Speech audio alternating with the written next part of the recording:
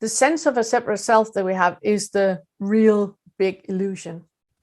The problem with, and from now on, I'm going to call it the ego just because it's easier. But every time I say ego, I mean sense of separate self. The problem with the ego is that when we believe that we are individual, me on my little island sitting here, you there, then we are, first of all, in a constant comparing with our environment. And the job of the ego is to find faults and by that improve. That is part of our survival in it.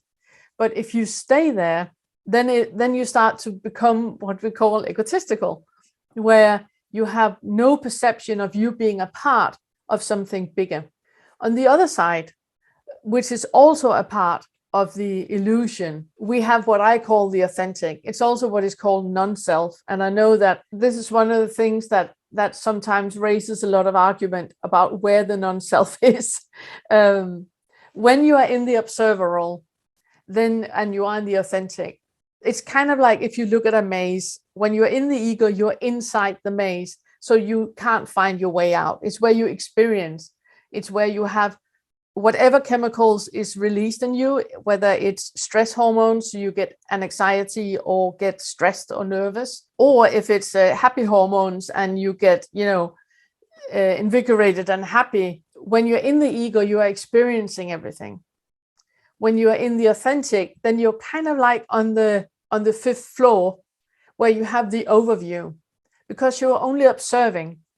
So you might observe, I'm angry or anxious or happy, but you're not identifying with it. And that is the big clue to the difference between the two, because the ego identifies with everything. The ego believes that if you get angry at me, then you are angry at me and I need to defend myself because you're angry at me. That is the ego that is identifying with the emotion that the physical being is experiencing.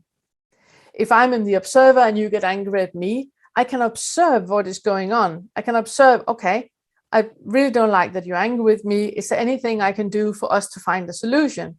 Because I'm not identified with the emotions that I feel, I can feel a separation between the emotion and me, and the observer.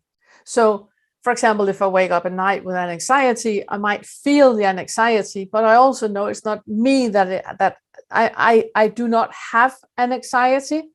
I am chemically, a lot of things is happening right now that is releasing hormones that gives me an illusion or a feeling of an anxiety.